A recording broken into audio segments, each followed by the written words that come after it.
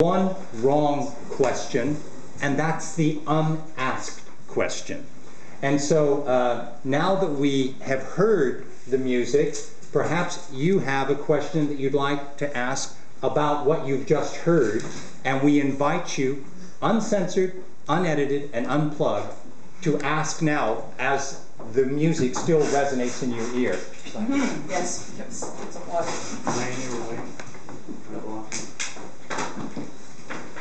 All right, sorry. So do we have some questions about the music itself that we've just heard?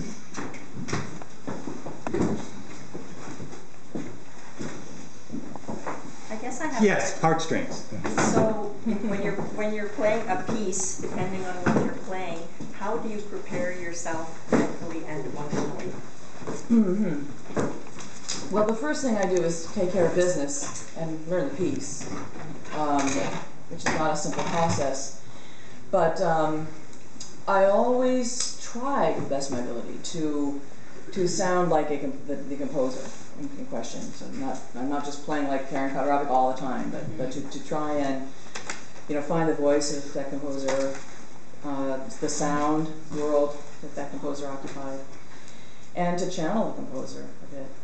And I know these guys pretty well now, so I think about them when I'm preparing, and I think about, oh yeah, gosh, he must have really been in some pain, at this moment, and just to feel that, and let that sort of take up my space, and it does inform little synapses in your brain, and little things come out of your fingers slightly differently than if you're just thinking of executing with a piece. So I try to blend myself with the composer. While you still hear echoes of it, please ask away. Push. What I was curious about in reading your work is when you describe the symptoms, the characteristics of bipolar disorder, I think to myself, well, a lot of these are things that everybody experiences from time to time. We've all experienced depression or mania, and some the blue button. All these various other things, feeling socially alienated, breaking off relationships when we don't really understand why, the various things like, and then I started to think about creativity in general. Like, these were extremely creative people. And I was wondering, did you draw any conclusions from studying their creativity about the rest of us being creative, or just creative people in general? I certainly did talk about that. I'm sure you didn't have time to read the whole bloody thing, but it's long enough. But I do talk about that in a section of the book, make it clear that I understand very well how creative we all are in our own ways of sorting out our problems and our lives, constructing our lives in unique ways and so on. But the phenomenon that I'm really looking at in the book is something very specific, which is heightened creative activity. Really heightened artistic work, such that we know these people. We know their names because they expanded the frontiers of their known traditions within their musical milieu. They pushed beyond what had previously been imagined for music in, say, Germany or music in Russia and so on. So it's a question, I think, of degree. Creativity is a matter of degree. Yes, I wasn't right. I was looking at extraordinary creativity that is useful, that has been recognizable, and known to be of value. What about the tension between mania and melancholy that you talk about as being the ideal creative state for the bipolar person? Is there any, I know a lot of songwriters and artists over the years, and I'm wondering, and when I think about them as individuals, I'm wondering, is that a component that most creative people benefit from? I'm just throwing it out there. I guess I can't speak I mean, for not most maybe people, not in but- the level of a Schumann, but Mhm. but still. I mean, when I think about how many people write songs when they're Yeah. in love Mhm. and the love is unrequited. And Right. It's like, That's a classic one. That's the classic one, yeah. I know that one too. yeah, or when someone suffers the loss of someone who they love dearly, Yes. that can be a creative. So it's like on one hand they're overwhelmed with this love, but then all of a sudden, also with the loss, there's this tension that Mhm. that you talk about. Right, right.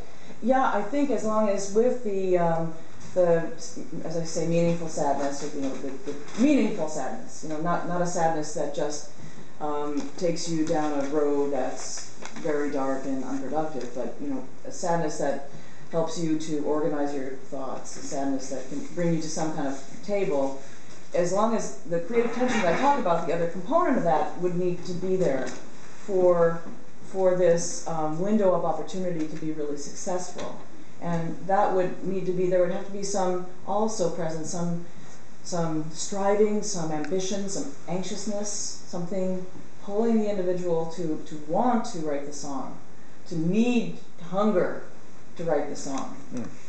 And so that also, from my study of how this best works, those two aspects need to be there, and they do set up a tension. They don't comfortably. It's an uncomfortable state, and we hope a temporary state, but it can be extremely useful creatively. Does that help? Yes. Yeah. Okay. Yes, Mr. Ola. So, would you say that what's different than in looking at this balance of this creative tension, those moments, because of various factors you cover for these artists, allow them in that state to have this particular, not the extreme of manic extreme or depression, but that kind of middle area? Would you say the difference, though, in relating to your question, is that you're dealing with genius, as opposed to what other people may be creative and may have a down mood, or may have an excited high for various reasons, some of which you cover in the factors, but that what's different about these characters is that they're a level of genius?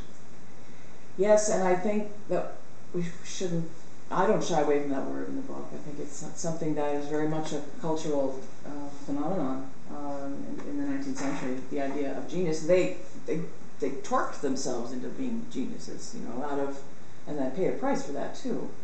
I mean, they were of a magnitude of genius, but one of the things I'm looking at is, in the book, is do they just, were they just born seven-headed geniuses out of, some, runaway cell and sperm, or what caused what other factors were there present that maybe squeezed more out of them than would have occurred otherwise? And I think one of those factors certainly is culture. And culture's been underestimated in the place of genius. For example, Schumann felt and believed, he read all the German Romantic writers, and Hoffmann and Schiller and Goethe and all these people who insisted that the genius is as different from an ordinary man as the beasts of the field are from us. That there's just no comparison. That the genius is the exceptional human being. And so there was a lot of... Which itself may be a romantic notion. Which is a very romantic notion, I contend, yes. And so there was tremendous pressure on them to constantly create, and to create new forms, and to bring into existence every single time they wrote a new piece something that had never been thought of before. That pressure was on them, and it was not really not sustainable. And so it resulted in a great deal of interesting work, but a great deal of mental instability. As well, I didn't really answer your question. Yes, I think they're geniuses.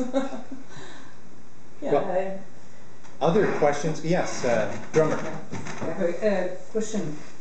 When you just describe all this biography, all this facts, so for me it sounds like a gossips and others. So we have a background, so we don't have an objective look of this. For example, I compare my daughter playing piano or violin, okay, wonderful, another, but this is from mine, okay, as a family member, so it's a different one. So what about the value without any attachment? So when you hear music and then you like it or not, so this is your impression, and then you choose which one you like it, then eventually you study, okay, who is composer, how is his life, so you could find some correlation with your personalities, what you like it. But with this, if you know too much about them ahead of time, so maybe another factor would play a role that, okay, I like it, this, okay, the path of life, how was solving, or is closer to me. But this music, how it's expressed, so I'm a little bit skeptical about this approach that you correlate with some okay, mental, okay, especially bipolar disorder is now is a fancy word. You explain everything, but we no true. Politician. So that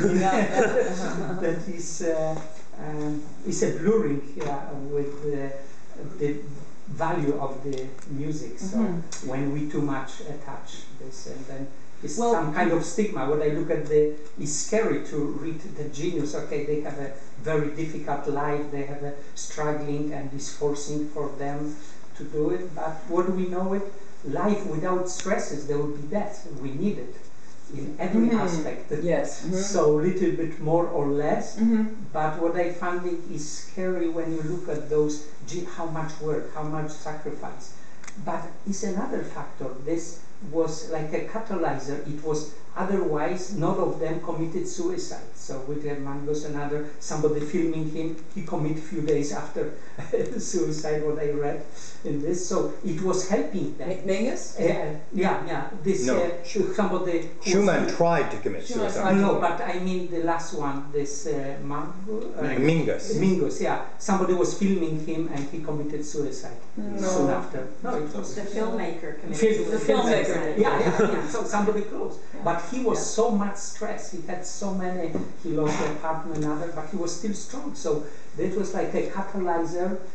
The music, creativity to balance all those problems. So I mean, it's a lesson for the average people to be more creative as a therapy. I think that the creative work is essentially healing. I mean, for the most part, I think the creative work was healing for all of them. Not always, but largely it was. So I agree with you on that respect. And I was very careful when I chose these 4 composers to make sure that there was evidence of various kinds, biographical, personal, pharmacological diagnoses and so on had been given, that I was on safe ground in saying that these gentlemen are bipolar. In other words, I didn't come along and slap that label on them, but they were widely, including people close to them, knew them, other sorts of secondary sources. And I read this and read this and read this and read this to make sure that I was not doing a diagnosis of them after the fact when it might not have been warranted. So I was careful to look at all of that data before I chose those 4 composers.